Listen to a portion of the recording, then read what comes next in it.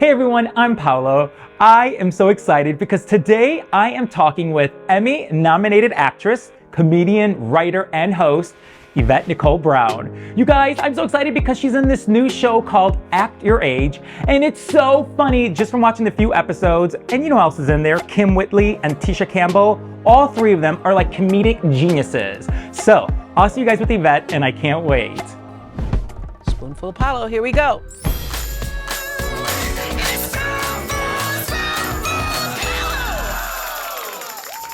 Okay, I'm ready. Okay. Okay, so let's start. I want to say to you, Yvette Nicole Brown, first of all, thank you so much for being a guest on A Spoonful of Paolo. I love you. I love your work. I love your heart. I think you are a beautiful person inside and out. So I just say thank you, thank you, thank you, okay? Thank you for having me. I'm so honored that we were able to, to find the time so I could sit here with you and share this time. Thank you. And I also want to say congratulations to you on Act Your Age, which premiered this past weekend with 2 episodes back to back on Bounce Channel. Oh my gosh, you and Tisha Campbell and Kim Whitley, you three are like comedic geniuses together. So fun and so good. Does it ever get old for you when your show is about to premiere on TV because you've been doing this for over 20 years now? Like, how does that feel? Well, first of all, thank you. That's very kind that you for that saying that about the three of us. It doesn't get old because it's just not supposed to have happened. You know what I'm saying? Like I every day of my career is really on borrowed time. I'm a natural haired, chubby at times brown girl of a certain age. I'm not supposed to be working in this industry. I never was supposed to be working in this industry. So to get the chance to have a career that has lasted 20 plus years and to still get first, like this is the first show I was on a billboard for. Wow. Never been on a billboard for a show I've been on. So billboard. That's a first. That's your first. Hey, billboard, yes. There it is. Very fun ever, We got to do a couple of shows. I was on the Breakfast Club for the first time. Like, there's a lot of things that are still happening that are first this late in my career. So that's always exciting, and it keeps the vibe of, okay, this is still on the upswing. Like, you still feel like you're building instead of stagnant. So it never gets old. You've said about the show, you said Act Your Age is a reimagining of the Golden Girls if they were Black in their 50s, and it's so true. Just from watching these 2 episodes, I mean, and you've also said that this is your dream job, like being in the show is your dream job. How so? Well, I love sitcoms. I grew up watching them. I grew up watching Golden Girls and Cosby Show and Different World and Seinfeld and Friends, shows like that. And also way back, Good Times and The Jeffersons and Sanford and Son. So this type of acting and this genre of acting is my absolute favorite. I understand it. I always joke and say I can hear the music, which is what comedy writing is to me. I can hear the ba-da-da-da-da-ba-ba. And you know when to get to that ba-ba, that's when the laugh will come. And if you do it right and you hit it right, it'll come. So I understand that, like in my soul. So and also the hours are great. Let me just be very clear. The hours on most sitcoms are really just great. And as a full-time caregiver for my dad, it's just the best schedule. And then to work with, Kim and Tisha and Mariah and Nathan, and then our great showrunner, Allison, and our writers, Renata and Sarah, and Bounce are great partners. So all of those things make it like just really the best, the sweetest show I've been on. The best time. It really is. And you keep telling everyone, even if you don't have a cable, like a box, you can just get an antenna like we do. You get an antenna. See, there's your antenna. Get an antenna. I see it. But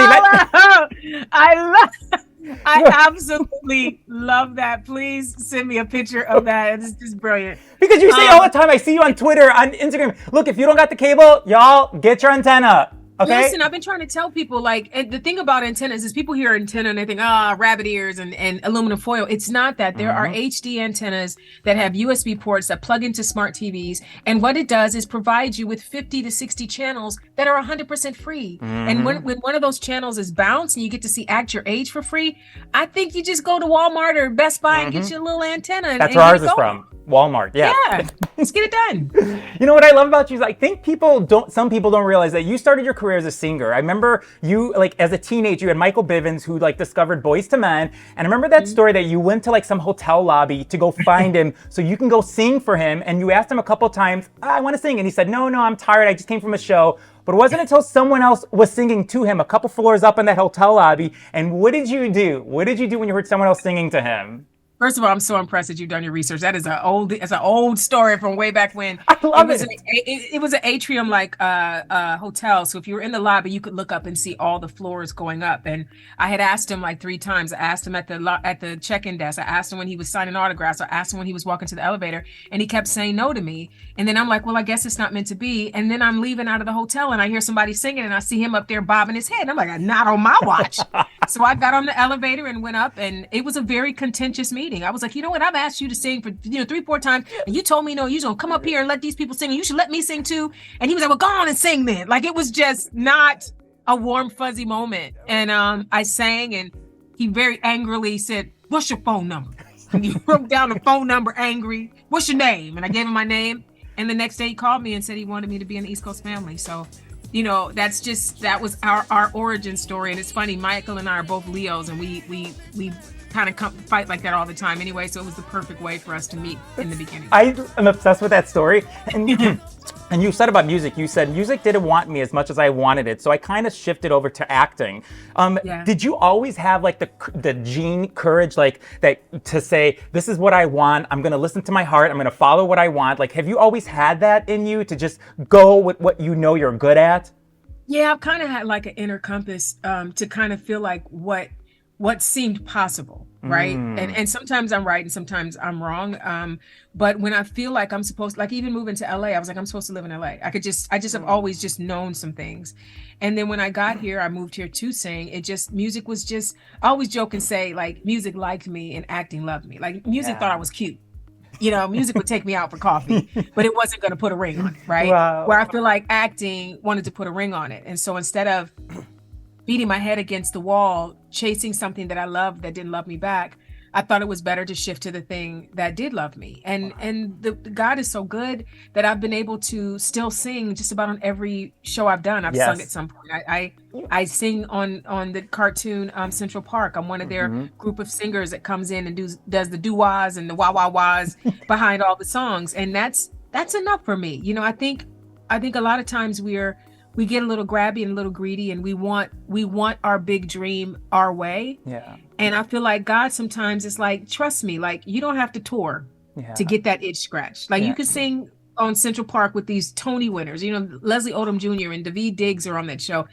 I can sing with great singers and be a part of beautiful songs, and I don't have to go on tour or make an album. Yeah. So he changes sometimes. If you pay attention and you trust him, he'll shift how your dream comes to fruition. You just got to not be grabby and greedy and tight. You just got to go, whatever you want to do, Lord, I'm with it. And just receive the blessing, Amen. When you said when you came to LA, it was after college, and I think you had like 2 rolling duffel bags, and you stayed at your friend's mom's place. I think her name was Gloria, and you stayed on her. Oh my God! How did you do this? And you stayed on her love seat. Like, what was your biggest dream when you first got to LA? Because it could be intimidating, like, what was your biggest dream at that moment when you were staying on Gloria's love seat? Like, what did you want to happen for you? She's going to love that you said her name too. And I got the love seat because I'm 5'2" and I was the smallest person currently staying with her. So I could fold up on that love seat. My biggest dream my whole life was one commercial, one sitcom when I shifted to acting. You did that. And so I didn't really dream. I really still don't dream bigger than that. And so my goal was, I just got to get somebody to recognize me so that I can book one commercial. I thought people at home would be like, oh, look at Yvette. You know what I mean? She's selling Tide detergent. I just felt like that would be really cool. And and my dreams still haven't gone too far beyond that.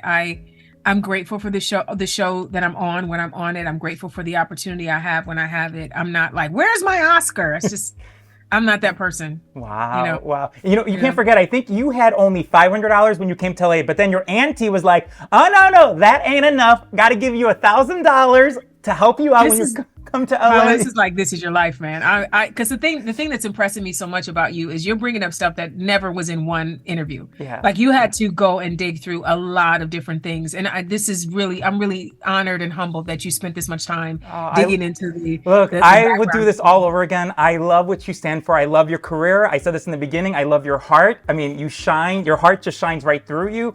But it's like, your auntie gave you $1,000 plus your $500. My Aunt Mickey Aunt Mickey, who's still here. Just about everyone else, all of her brothers and sisters are gone. My mom is gone, and their other siblings are gone. But Aunt Mickey is still holding on. And Aunt Mickey was always the really responsible one in the family. She was the baby of the family. And when she found out I only had $500, she was like, "Stop by the bank. I can't." I mean, actually, she wrote a check. She wrote me 2 checks. Wow. One for $5. She gave me 2 cards, and each card was a check for $500. So I ended up coming with $1,500. Because of my Aunt Mickey. And honestly, kids, don't do what I did. It's still not enough. $1,500 to move cross country is not. It was 28 years ago, but it's still not enough. Yeah, it's not enough because you were having, I think your dinner, you were having like 1 scoop of instant mashed potatoes made with water, a dinner roll, and you had 2 dashes of A1 steak sauce to make it feel like a steak dinner. Let me tell you something. You just described the perfect dinner. That steak sauce with those mashed potatoes and that little piece of bread, little crust of bread, it tastes like you're eating steak and potatoes. I don't know how, or maybe my mind tricked me, but I could only afford, I think the instant potatoes back then were like $1.45. Wow. The rolls were $2.29, 12 dinner rolls were $2.29, and the A1 was the splurge. That was like $4. And but the A1 sauce would last like 6 months because I'd only go drop.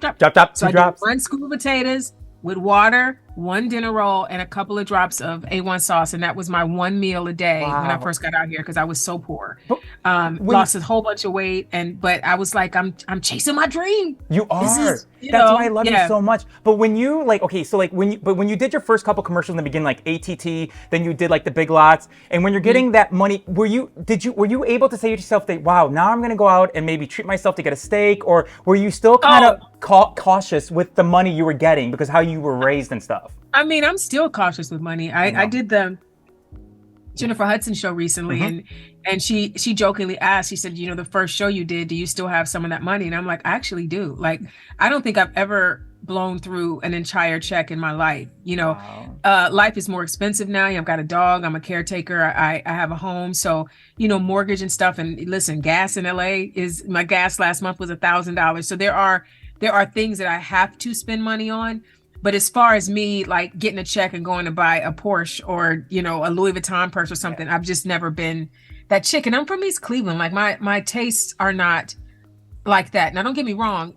Every time I book a show, I try to do something for myself. Like it might, but my something is simple. Like it might be go to a movie and get popcorn, a drink, and candy. You know what I mean? Or go to Target and get whatever I want and don't look at any prices. Right? Those types of splurges are maybe $300. The Target splurge, getting everything I want under there, maybe $225. And that's nowhere near the size of the check that you're getting if you're booking a show. So you always get to live a little bit below your means, which is really important. That's the way you don't stress out when it gets tight, and it always gets tight at some point. It does. You were very cautious throughout your whole career. When you think about the shows you've been on, like Girlfriends, Community, Drake and Josh, The Old Odd Couple, The Mayor, Mom, Disenchanted, Avengers Endgame, all this stuff, and we can't forget that you have become friends with Janet Jackson. I know you all text. Don't forget that. No, don't you ever. And I know you all text each other. So let me ask you this: if I had my own time machine, and I went back to 1989 at your high school, Warrenville Heights High School, okay? Warrensville. And I went to this girl's locker, okay? And I put this Polaroid inside of it. What would she have thought about her future self? She would think that her future self was the coolest person on the planet. Because listen, the girl in that picture was not cool. So the first picture, not at all.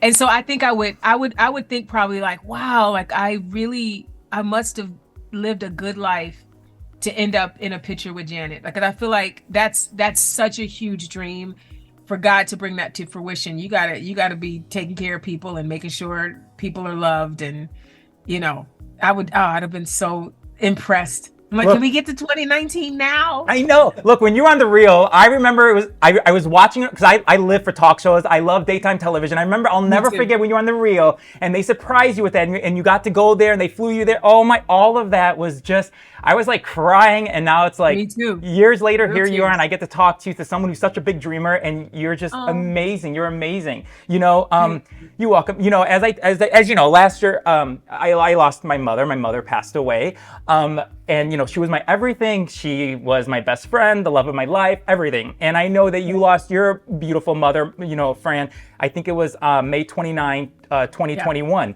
Yes. And I know that, you and your brother Parrish, you guys grew up with her. Your mom and dad got a divorce when you were 1 year old, but you lived with your mom. You guys were so close with her. May I ask you, how are you doing today? And how have you been able to manage your grief? Because I know it's something we all who are grieving, it's a different journey, but How long has it been for you? it's been a little bit over a year now, a year and 1 month almost. Yeah. And it's right on the edge, right? Yeah. Like we both could cry right now. Mm-hmm. We both are almost crying right Yeah. now, right? Yeah. I have accepted that it will always be this. Now, that's not tragic. It's sad, but it's not tragic, because just like they said in that Marvel show WandaVision, what is grief but love? I can't remember the exact quote. It's so great. I can't believe it's right on the tip of my tongue. Love persevering. What is grief but love persevering, right? And my take on it is, the grief you feel is equal to the love you felt.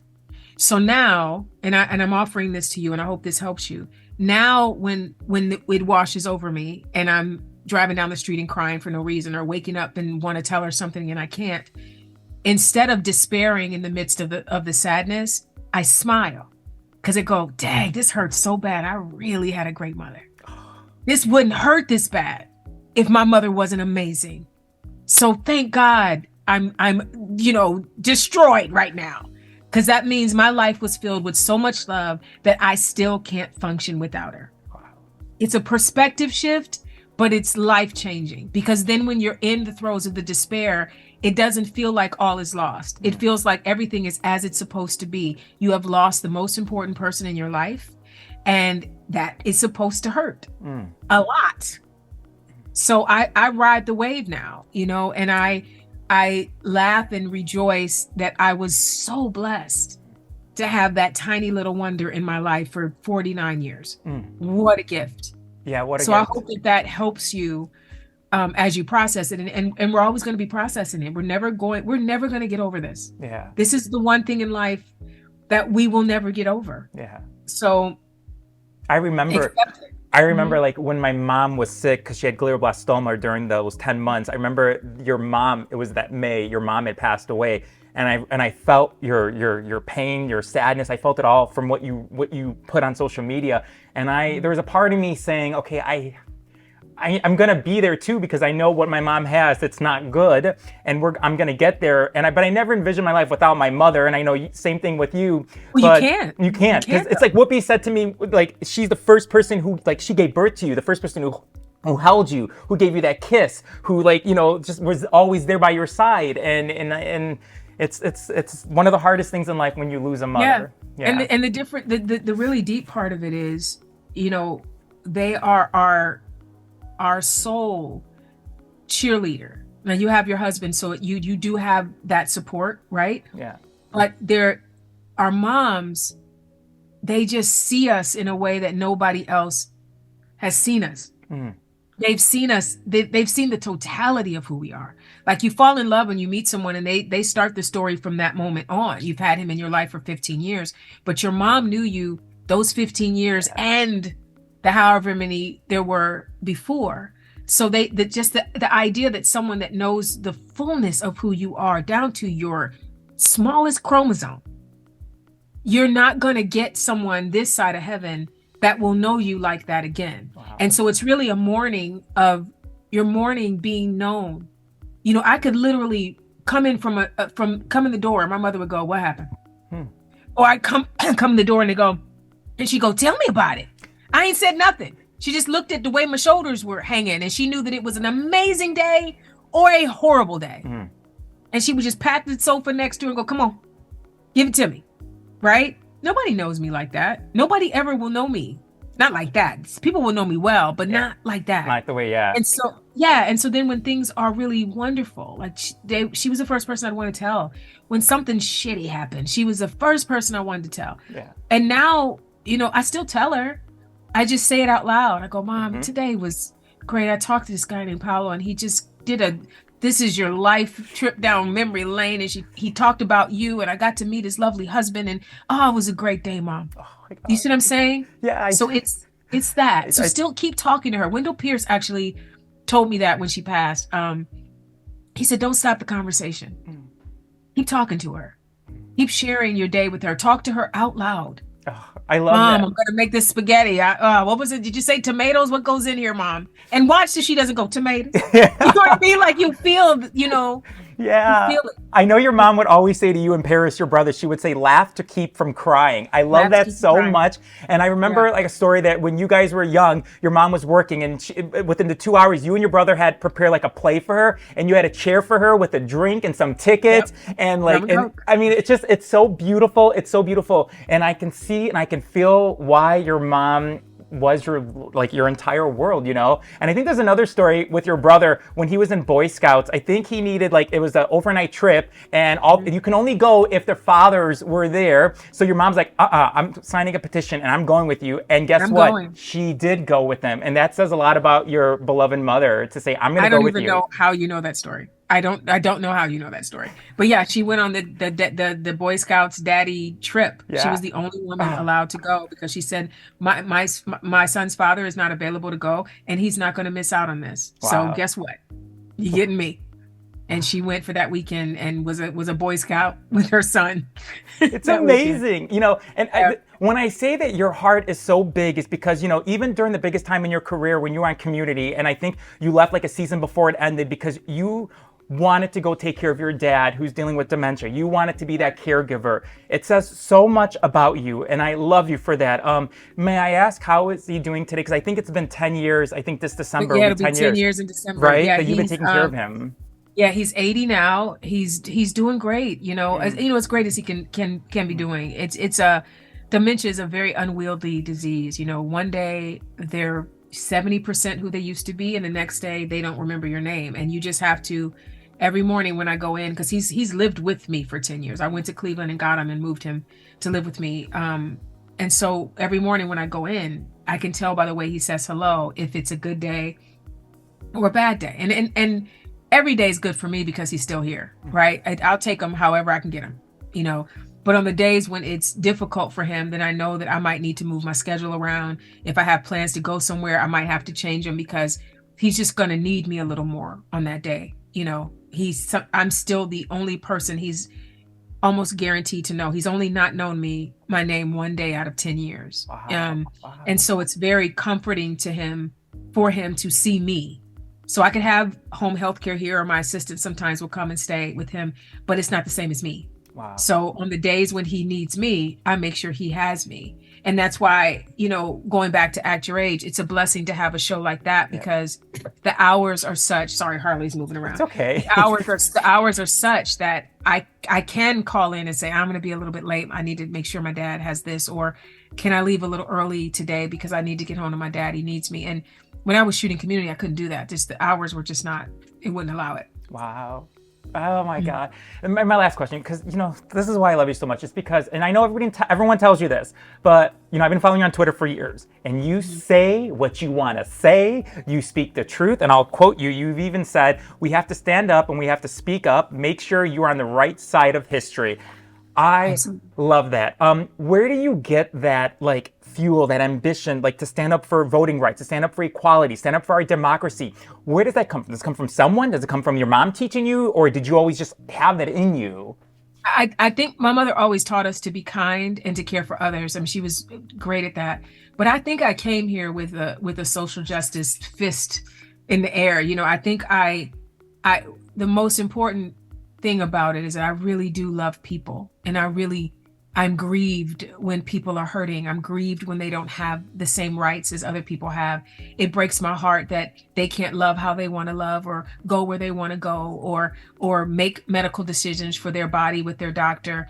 All of that stuff is important, and they should be rights, And this is the thing, I have people that always say, well, you're a Christian. Why are you okay with this? Because God told me to love. Jesus said I'm supposed to love people. He ain't told me to do nothing else but love. He didn't tell me to tell people where they're going after they die. He didn't tell me to tell people what they should do with their bodies or who they should marry. He just told me to love.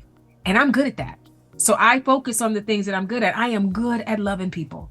And so that may play out as being an advocate for teachers. That may play out as being an advocate for voters' rights. That may play out for calling out racism. That may play out as putting a horrible troll on Front Street so that they can get removed from Twitter so nobody else has to do the dance.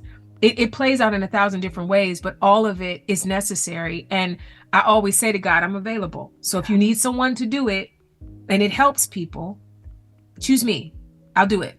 And so far, my life has not been affected negatively at all because I've chosen to be good to people. In fact, my life has been really amazing because I've chosen to be good to people, regardless of what some may say the consequences of that are. There's a lot of people that don't believe the way I feel politically, right? I'm a Democrat. I'm a very liberal Democrat. Same. But I know that Democrats care about people and want people to have food and shelter and rights. And so if me speaking up for those things means I don't book a certain show or I don't get to go, fine. Yeah.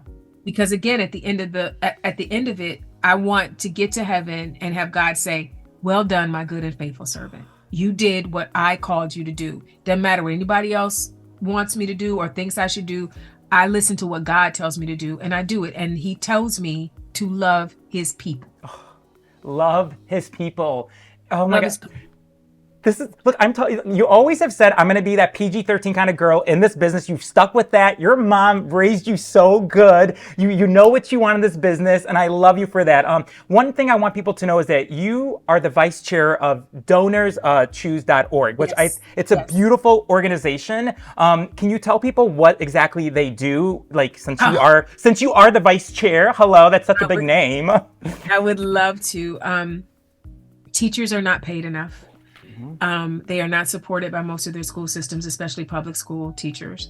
A lot of the things that they bring into their classrooms, even if it's construction paper or the bulletin board they put up, a lot of the books and toys, all of that stuff, a lot of that comes from their money. And as I said, they don't get paid enough. So Donors Choose is an organization that allows teachers to say, I'd like to bring a whole set of Dr. Seuss books in, or I'd like to give every student in my class a 64 box of crayons. And we need $200 to do that. The donors, us, are able to say, I've got $5 on that. Or I'd like to buy all of the crayons for the kids. I'm going to give you $200 for that. And then Donors Choose will then facilitate getting all the items, sending them to the teacher, and making sure they have what they dream of for their classroom. And the greatest part about it, one of the greatest parts about it, is that the kids will often, almost always, send you thank you notes after, because the other component is teaching them gratitude and helping them understand this person did this for us and they didn't have to. And when someone does something kind for you, you should say thank you. And I always mention the 64 box of crayons because that's the first project that I funded. That was the one that touched me because I grew up poor and I didn't have a 64 box of crayons. That was mine. I had to share with my brother. So I wanted to make sure those babies had that feeling of having the pencil, sharpener for the crayon, all that. And all of my thank you notes came in crayon. Dear Miss Brown, thank you so much for the crayons. I was like, that's it. I'm sold. I'm sold. I will do this for the rest of my life. And through the years, after funding projects and being on their creative council, I then got asked to be on the board. And then a couple of years after that, they asked me to be the vice chairman of the board. And that's where I am now. I think it's the most special thing in the world. And I tell people if they go to Donors Choose once, they will go for the rest of their lives. It's really a wonderful organization. I agree 100% with you. I actually knew what it was, and I'm glad that you explained it because, I did my research. Okay, but I wanted you to explain those. I know you did. Okay, so this is what we want to do in memory of your beautiful mother, Fran. We wanted to donate. Okay, we're going to be donating $500, okay, to them. $500. A little website. Oh my God. Are you kidding? So this is what we're going to do. And this is where we donated to. We did $200 to Mrs. S at Warrensville Heights High School, your high school, fully funded to get the whole class headphones to use with their laptops. So we finished that for you. All of that in memory of your beautiful mother.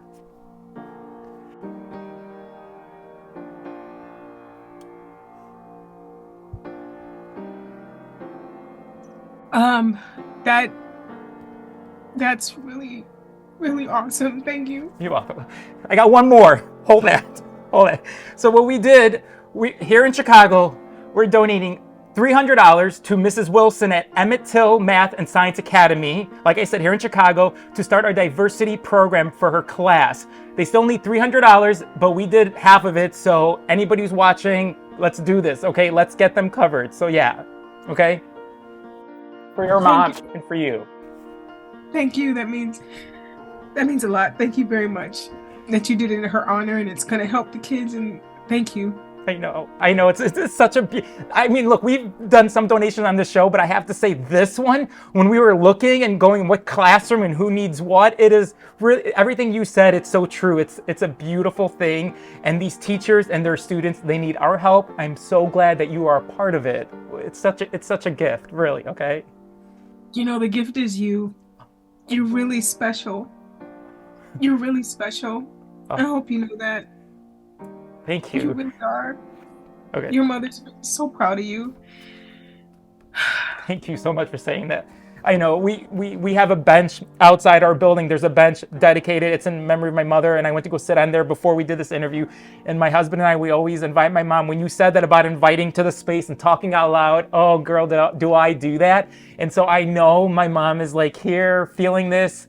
You know, like I am who I am because of my mother, and that's when I said in the beginning of this interview, your heart is what attracts me to you, because anyone who knows you and watches your shows and movies, and you do a lot of voiceover stuff that I didn't list any of that, but you do a lot. You know, it's just like I'm just honored to be here because I love you so much, and I thank you from the bottom of my heart. Okay. Thank you for asking me. I needed this today. Oh. I really did. So thank you for asking me to do this. You are so welcome. Everyone, Actor Age is on Bounce. Remember, get your antenna if you don't have the cable box. go to YvetteNicoleBrown.com if you want your antenna. Please get that to me. Please get Go that on to Shark me. Tank, girl, and you can bring this in front of those sharks and say, hey, sharks. I swear I need that in my life. That is the best thing I've ever seen. Okay. I can't. I just can't. Yeah. Okay, I'm so happy. I love Saturdays now. Saturday nights we got a show on Bounce. Okay, so it's gonna get so good too. I'm telling you, like the first 2 episodes were good, but it's just gonna continue to get. It's so funny, you guys. I can't wait because I know there's like 6 more, and then there's 8 more episodes in the summer. Yes. Girl, yes. I know it. I'm telling you, it is good. You guys are gonna laugh your butts off. Okay. We're really some fools. We really are crazy people. Oh, it's so good. I love you. Yeah. Thank you so much for being a guest on our show. Okay. Thank you. Thank you for having me. All right, come say goodbye, Patrick. Episode is done. Great. We're done. Patrick, what a sweetheart. You married. Oh my God. And that you guys are doing this together and you're helping him with this show. It's so sweet. 12 years, Yvette. Yeah, like it's just us doing our little YouTube show, but we just you say so little, but it's so big, and it's so great, you guys. Don't forget how much I love you. Okay. Thank Okay. you Bye. so much. Thank you, Yvette. Thank you. Bye. Love you. Bye. Bye. Oh my God, what a great day. Thank you guys. You're welcome.